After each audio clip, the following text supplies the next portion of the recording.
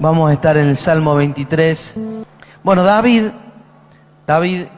es el autor de este Salmo. David va a hablar en clave de su propia profesión. Él, antes de ser rey y antes de ser guerrero, fue pastor de ovejas. Y entonces él va a hablar en este Salmo usando como recurso literario todo el conocimiento que él tenía de lo que era ser un pastor de ovejas. Y como siempre vamos a ver a un David que escribe a vena abierta, corazón abierto. Él va a derramarse delante de Dios, diciéndole al Señor lo que él está entendiendo. Es un salmo maravilloso. Él le habla al Señor, habla del Señor y a veces le habla al Señor. Quiero que veas también esta característica de David. Hay varias cosas que ya vamos sacando en común de los salmos. Si vos lees un salmo, vas a ver que a veces habla en tercera persona y a veces sin previo aviso se cambia a la primera persona. Por ejemplo, te voy a dar el ejemplo con este salmo. Después lo leemos bien, pero dice: el Señor es mi pastor, nada me faltará. Él empieza hablando del Señor en tercera persona, pero si vos te fijas, después en el 4 dice: aunque ande en valle de sombra de muerte, no temeré mal alguno, porque tú estarás conmigo. Y ya sale de la tercera persona, se mete en segunda persona. No es lo mismo hablar de Meli que hablarle a Meli. Y eso hace David muchas veces con el Señor. A veces habla acerca del Señor y de repente cambia y ya le está hablando al Señor de tú a tú, ¿no? Vamos a verlo al Salmo todos juntos. Es un Salmo archiconocido, pero ¿quién cree en esta noche que la palabra del Señor es nueva cada vez que la abrimos, cada vez que la leemos? Y estoy seguro que el Señor tiene hoy, bueno, en la jerga del Salmo 23, delicados pastos para que pastemos, para que descansemos. Bien, yo voy a usar la 2015. Vos, si te sabes el Salmo de memoria, vas a encontrar algunas pequeñas palabras diferentes, pero esto para mí lo enriquece. El Señor es mi pastor, nada me faltará. En prados de tiernos pastos me hace descansar, junto a aguas tranquilas me conduce. Confortará mi alma y me guiará por sendas de justicia por amor de su nombre. Aunque ande en valle de sombra de muerte, no temeré mal a alguno, porque tú estarás conmigo. Tu vara y tu cayado me infundirán aliento. Preparas mesa delante de mí en presencia de mis adversarios. La versión que conocemos todos tan de memoria dice: de mis angustiadores. Unge mi cabeza con aceite, mi copa está rebosando. Ciertamente el bien y la misericordia me seguirán todos los días de mi vida, y en la casa del Señor moraré por días sin fin. Dice esta versión, estamos acostumbrados a escuchar: moraré por largos días.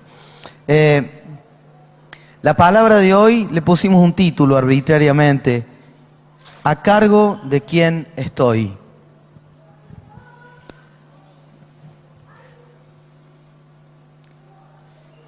¿Quién se ha hecho cargo de mi vida? Porque todo lo que necesitamos saber al comienzo del Salmo es entender la naturaleza de una oveja y entender entonces la función del pastor y entender que como la oveja es uno de los animales más indefensos y más ingenuos y más inofensivos que se conocen, depende para su subsistencia y para su seguridad grandemente de la tarea de un pastor. No pasa lo mismo con las cabras, o no pasa lo mismo, no sé, con las vacas, pero sí pasa con las ovejas. Entonces, cuando leemos el Señor es mi pastor, todo lo demás que va a haber abajo de esa declaración depende de que el Señor sea mi pastor. Y yo tengo que saber entonces a cargo de quién estoy. Si mi vida está a cargo mío o si mi vida está a cargo del pastor o de mi pastor. Obviamente, de más está decirlo.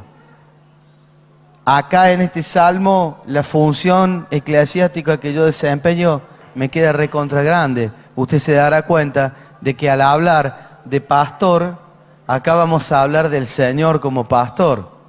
Ahora, de todas maneras está bueno que haya un pastor en una iglesia o que nos pastoreemos entre nosotros, que nos cuidemos entre nosotros, pero tenemos que saber que toda esta promesa que vamos a leer ahora depende de la condición de que nosotros vivamos en la realidad de que el Señor es nuestro pastor. Si el Señor es nuestro pastor, no como lo que quiero, no voy a donde quiero comer, no me arrimo a tomar agua donde quiero y todo lo demás que vamos a ver. Porque Él me lleva, Él me conduce, Él me guía.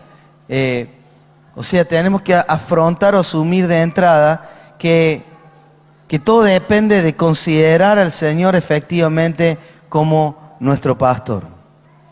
Este es un salmo para ser ministrado. Es un salmo para ser ministrado en nuestras vidas. El Señor es mi pastor. Nada me faltará. Quiero que podamos al comienzo de la prédica escapar de la trampa que nos produce cuando una palabra es demasiado conocida. Es como si no nos hiciera mella, nos resbalara. Trata de no prestar atención a nada más. Yo sé que lo decimos muchas veces, pero haceme caso una vez más. Cierra los ojos un segundo. Cuando decimos el Señor es mi pastor, el Señor es el que me conduce, el que me alimenta, el que me guía, el que me cuida, el que me conforta. Por lo tanto, si el Señor es tu pastor, nada te va a faltar. Pero en realidad está escrito así, en esta persona verbal. El Señor es mi pastor. Nada me faltará. Nada me faltará. Nada. Aun lo que creas que te falta, no te falta. Si el Señor es tu pastor, nada te va a faltar. Quiero que esta prédica es simple y es difícil a la vez, porque no abras tus ojos, no depende de mucha elocuencia, depende de que de esta verdad sea ministrada a tu vida y la entiendas, lo entienda tu espíritu. No es que es fácil de entender acá el léxico, la semántica, es fácil, pero que tu espíritu entienda que si sos un adolescente que está creciendo y no definiste pareja, no definiste profesión, no definiste casa, no definiste ministerio, si hay un montón de cosas que no definiste, yo te pido que hoy puedas creer que el Señor es tu pastor y que nada te va a faltar. Que nada te va a faltar, porque Él te va a conducir hacia lo que vos necesitas. El Señor es tu pastor, el Señor es mi pastor, nada me faltará. Y si sos ya un joven casado y estás haciendo planes y tenés esposa, esposo, hijos, y tenés algunas inquietudes, algunas preocupaciones, que puedas creer ahora que el Señor es tu pastor y que puedas decir el Señor es mi pastor, nada me faltará. Es importantísimo que nos sumemos a David y nos encontremos a nosotros mismos. Abrí tus ojos si querés. Nos encontremos a nosotros mismos frente a la realidad de Dios. Quiero poner el énfasis en algo que el Señor me habló hace relativamente poco tiempo, 2 semanas, concretamente 2 semanas. Estaba hablando con alguien y el Señor me dijo así: pedile que cierre los ojos y que busque adentro, que averigüe adentro, si aparte de sí mismo encuentra otro más.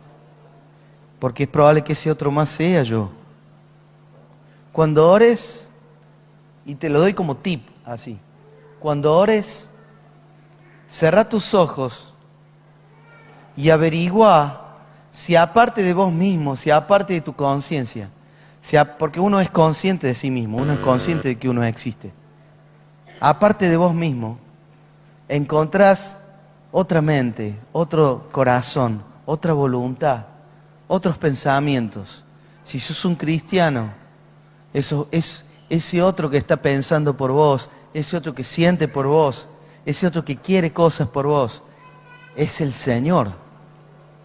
Entonces, esto es reconocer al Señor en todos tus caminos, es hacerte consciente de que no existís solo adentro tuyo, de que aparte de estar vos adentro tuyo, está el Señor adentro tuyo.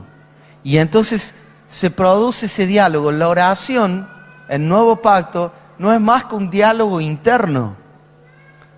Porque yo no le oro a un Dios que está afuera. Yo le hablo a un Dios que tengo adentro y que se encuentra en un altar. El altar es el lugar de encuentro entre Dios y los hombres. Y tu corazón tiene un altar, o sea, un lugar de encuentro. Cuando vos preparas tu altar, cuando vos decís, voy a guardar un tiempo de mi atención, cuando vos decís, yo voy a encontrarme con el Señor, no es que Dios viene de afuera a encontrarse con vos, sino que el Dios que vos portás, lo que tenés adentro, se encuentra con tu alma, se encuentra con tu espíritu. Esto es bárbaro, porque vos cerrás tus ojos y vos sos consciente, porque si no la oración es un diálogo con tu propia conciencia. Y eso es un diálogo con vos mismo, y tenemos ejemplos bíblicos de eso. El fariseo que oraba consigo mismo y se recitaba sus propias bondades a sí mismo.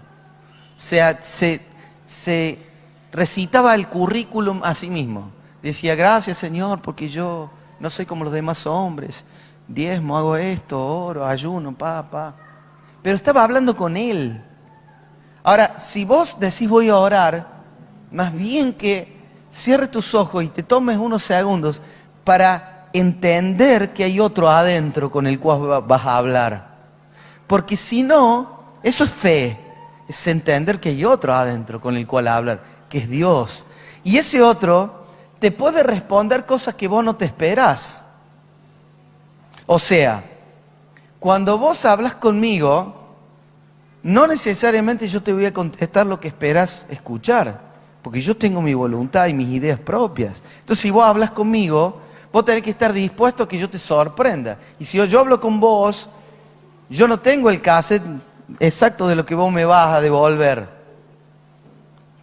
sino que yo voy a hablar con vos y lo que vos me devuelvas, en una de esas yo no lo había premeditado, no me lo esperaba. Cuando vos orás en tu interior, vos hablas con alguien que tiene ideas que no te son propias, no son tus ideas, no son tus sentimientos. A veces, y en la intercesión pasa mucho esto, estás intercediendo por algo o por alguien y te viene una tristeza o te viene una alegría. Esto no es ocultismo, no es espiritismo. Es simplemente que la alegría o la tristeza del Señor se te hace propia. Si no te pasan estas cosas, te tienen que pasar. Porque si no, no es oración, es rezo simplemente, repetición vana. O te viene una fuerza sobrenatural para hacer algo. Mira, me acordé, fruto de lo que dijiste, Conejo, que la Biblia dice, la palabra dice que el Señor se fue a tal lugar y dice que el Espíritu del Señor estaba sobre él para sanar. O sea, había una voluntad que era del Padre para sanar, que el Espíritu se la decodificó. El Espíritu le hizo el traslado, la traducción de lo que él quería. Entonces, cuando quiero que escuches esta palabra con la vena abierta, con el espíritu abierto, y que entiendas, no porque yo te lo digo, sino porque te lo diga lo que vos tenés adentro. El Cristo que vos tenés adentro, que viene con un decodificador, que es el Espíritu Santo, te va a decir lo que el Padre quiere que escuches. Él te va el Espíritu te traduce lo que ya está en Cristo. Por eso cuando el Señor dijo, yo me voy, pero les conviene que yo me vaya, porque si me voy, va a venir el Espíritu Santo. Él no hablará por su propia cuenta, sino que les dirá todo lo que yo les quiero decir. O sea, sin el Espíritu Santo no hay traductor. No hay traductor. Cristo está adentro y vos no entendés lo que Cristo te dice a no ser por la obra del Espíritu Santo. El Espíritu Santo te decodifica la señal llamada Cristo. Es el decodificador, el deco. Ahora, ahora, en este momento es importante que el Espíritu Santo te decodifique un mensaje simple. Nada te va a faltar. Nada te va a faltar si el Señor se encarga de ser tu pastor. Y si vos te dejás pastorear por Él. Porque básicamente ese es el nudo del asunto en esta prédica de hoy. Si vos tomás la decisión de guiarte por tus propios impulsos, intereses, opiniones, estrategias, o si vos vas a permitirte operar como oveja, que el pastor con el callado le hace tac, tac, y le corrige el rumbo y la va guiando hacia donde él sabe que a la oveja le conviene estar. Este mensaje está contramano de lo que podemos escuchar en cualquier FM, en cualquier canción. O sea, estamos reacostumbrados a decir, ay, tenés que seguir tu corazón. Tu corazón te muestre, anda para allá. Bueno, eso no sirve para nada. Eso no sirve. No sirve, porque en realidad tu corazón es engañoso y te va a llevar para cualquier lado. El Señor tiene que ser tu pastor, no tu corazón. Ahora, si el Señor es tu pastor, lo que va a pasar es que en prados de tiernos pastos me hace descansar, junto a aguas tranquilas me conduce. O sea, voy rápido por acá, porque no quiero ponerle énfasis acá, pero no vas a necesitar preocuparte por tu alimento. Todo lo que vos necesitas en materia de alimento, para el cuerpo, para el alma, alimento, lo vas a tener. Tu alma va a estar alimentada si el Señor es tu pastor. Y va a estar alimentada de un alimento tierno, rico, adecuado. Voy a pasar rápido por acá. Junto a aguas tranquilas me conduce. Un datito de color simplemente es las ovejas con mucha lana. Si se arrimaban a un río correntoso, corrían mucho peligro, porque si venía una ola y las mojaba, la lana mojada pesaba un montón y se terminaban cayendo al río y se ahogaban. Entonces, eso de aguas tranquilas o junto a aguas de reposo, como dice el Salmo en la versión que conocemos nosotros, significa el Señor te va a saciar tu sed sin que estés en peligro. Él te va a cuidar. Él va a cuidarte, no te va a exponer a grandes peligros. El agua de reposo era un agua segura para que la oveja tome agua. Pero si era un río muy correntoso, eso podía ser peligroso para esa oveja. Dice, confortará mi alma. Si el Señor es tu pastor, tu alma va a ser confortada.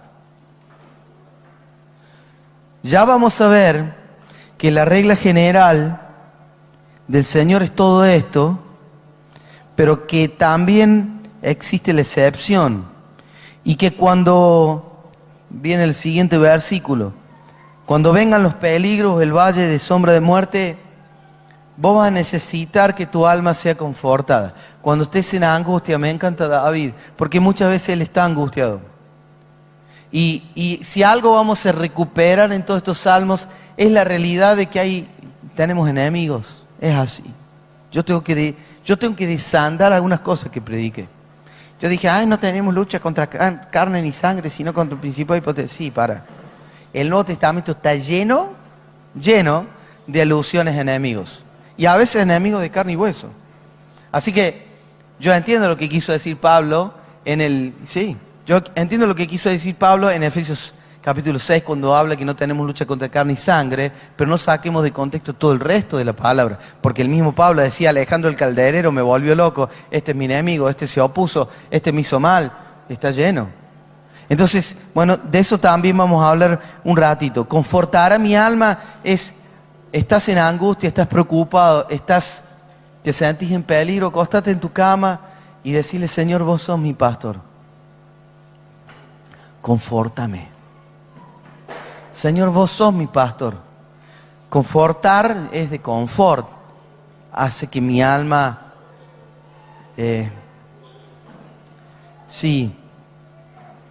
mi alma recupere su forma correcta, su lugar. Confortará mi alma. Dice, me guiará por sendas de justicia, por amor de su nombre. Acá vamos a hacer una traduccióncita, nuevo pacto indispensable. Guiarme por sendas de justicia no es volverme un justiciero, sino justicia equivale a voluntad de Dios. O sea, me guiará en su voluntad. Me guiará por sendas de justicia, me guiará a hacer lo que Él quiere que se haga. Me guiará por sendas de justicia, por amor de su nombre. ¿Cuánto he perdido por no querer ser oveja? Por desoír la voz pastoral de Cristo, que me habla por medio de su Espíritu. ¿Cuánto he perdido yo? ¿Cuántos pastos tiernos no me he comido? ¿Cuántas aguas de reposo no me he tomado? ¿Cuánto confort no he disfrutado por no escuchar la voz pastoral de Cristo? Y encima tengo una posición superior a la de David. Para mí David, realmente me estoy maravillando últimamente que nos metimos en los salmos con David, porque era un adelantado a su época el tipo, pero vos tenés su Espíritu Santo y a la persona de Cristo morando adentro, tenemos menos excusas que David. No estaba en vigencia la presencia del Espíritu adentro de David. Aún así, en el Salmo 51, que ya vamos a llegar, él dijo, y no quite de mí tu Santo Espíritu. Hay cosas que yo, a David, me saco el sombrero.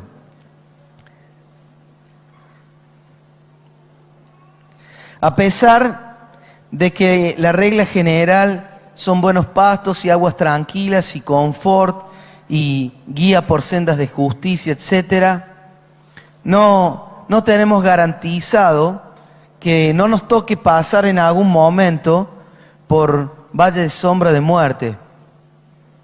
Dice, y acá deja de hablar en tercera persona y empieza a hablarle de tú a tú. Por eso está bueno entender eso. Aunque ande en valle de sombra de muerte, no temeré mal a alguno, porque tú estarás conmigo, tu vara y tu cayado me infundirán aliento. Dios diciéndote, no te puedo prometer que nunca vas a pasar por algún valle de sombra de muerte, pero sí te puedo prometer que yo voy a estar con vos. Por eso, aunque ande en valle de sombra de muerte, no voy a tener miedo, no voy a temer. Tener conciencia de su presencia quita toda posibilidad de temor.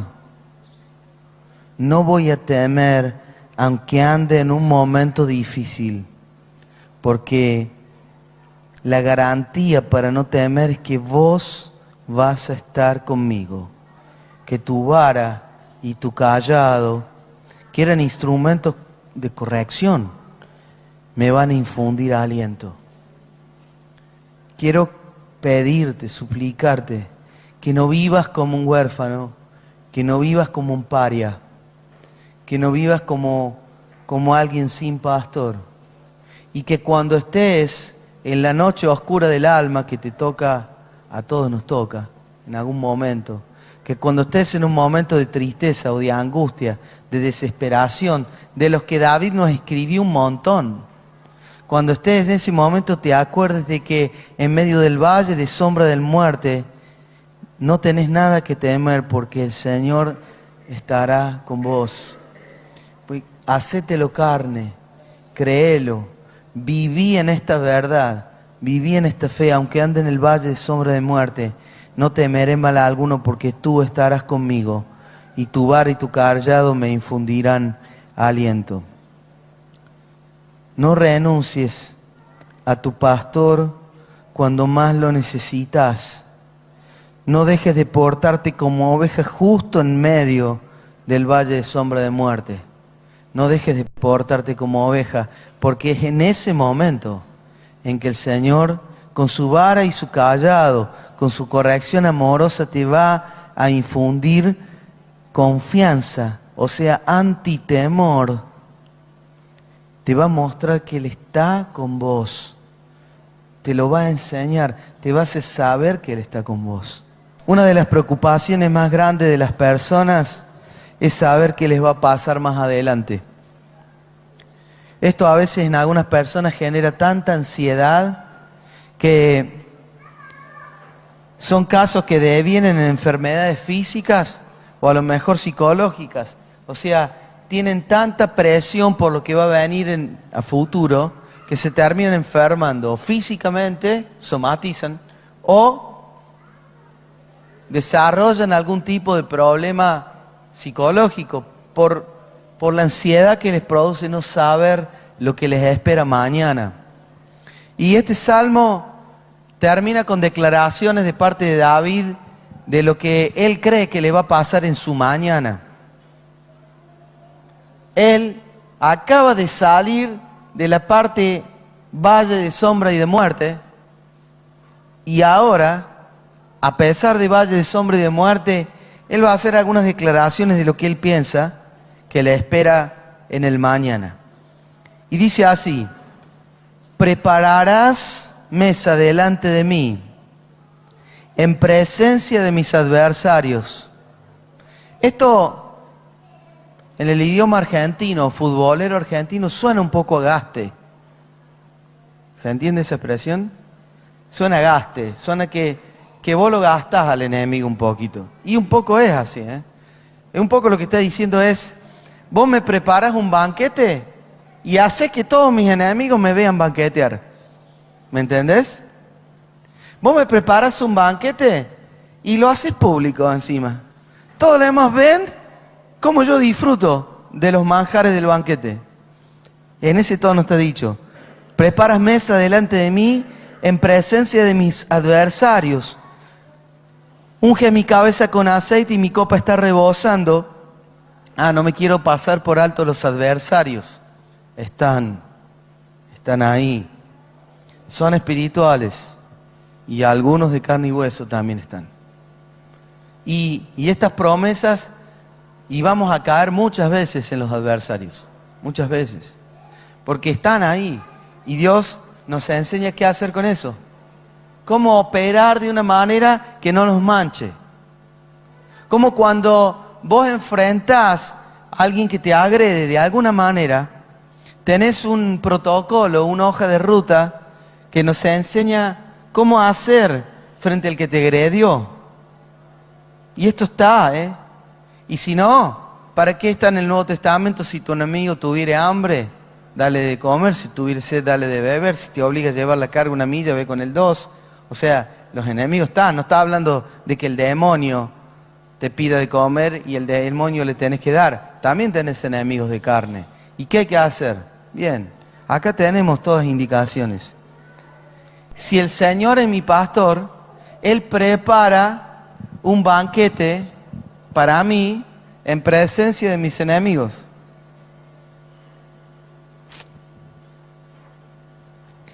Unge mi cabeza con aceite y mi copa está rebosando. Lo último del futuro. Ciertamente, mira la confianza de David. El bien y la misericordia me seguirán todos los días de mi vida. Escucha, el bien y la misericordia no son algo que David persiga. sino son algo que persigue a David. Porque si el Señor es mi pastor, el bien y la misericordia me siguen a mí. Yo no sigo al bien y la misericordia, el bien y la misericordia me siguen a mí, si el Señor es mi pastor. Ciertamente el bien y la misericordia me seguirán todos los días de mi vida, y en la casa del Señor moraré por días sin fin. La casa del Señor es una vivienda, una morada en la que viviré por siempre, eternamente. Hoy hablaba con Mauri y nos reíamos de un dicho de gente que hay cosas que las tenemos que desterrar, ¿no? De decir, cuando un hermano fallece, decir que se fue a la presencia del Señor. Y entonces decíamos, ¿y dónde vivió el resto del tiempo? ¿Dónde vivió antes de irse a la presencia? O sea, vivimos en la presencia. Y el que cree tiene vida eterna. La tenemos ahora y vivimos en la presencia del Señor. Ahí sí se le notan los hilos a David. Acá sí se le nota el antiguo pacto. Porque dice, en la casa del Señor moraré por largos días, por días sin fin. Y hoy, en eso, yo tengo ventajas increíbles sobre David. Porque en realidad, o sea, yo ya vivo en su presencia y ya disfruto de lo eterno ahora, ¿no? Pero bueno, para David, todas estas cosas que él acaba de decir en el Salmo 23 son en definitiva una consecuencia de no separarse del cuidado de su pastor. La pregunta es la pregunta del principio. ¿A cargo de quién estoy? ¿Quién se hace cargo de mi vida? ¿Quién se preocupa de mi alimento, de mi bebida, de mi cuidado, de mi seguridad? ¿Quién se preocupa de mí cuando ando en el valle sombra de muerte? Escuche. Si va a orar conmigo ahora, ore en serio. ¿Se lo puedo pedir? Si vamos a orar al Señor, antes de abrir la boca y decir la primera sílaba, crea que hay adentro suyo alguien distinto a usted que le escucha.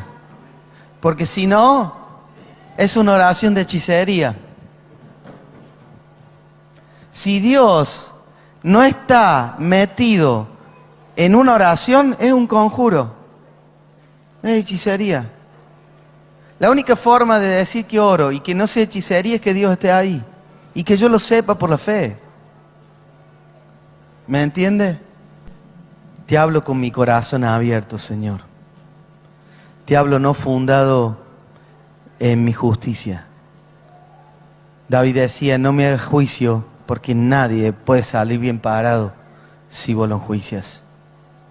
No hago juicio contra mí. No mires mi propia justicia. Porque cuando pienso en lo que soy, en lo que hago, me da miedito. Por eso, Señor, simplemente ahora te declaro, te asumo mi pastor. Te asumo mi pastor. Me hago consciente de que vos sos mi pastor. Y en conciencia de que sos mi pastor, declaro a mí mismo y al mundo espiritual que nada me faltará. Que en prados de tiernos pastos me vas a hacer descansar. Que si vos sos mi pastor, me vas a llevar a tomar agua junto a tranquilas fuentes de agua. Me vas a conducir a aguas de reposo.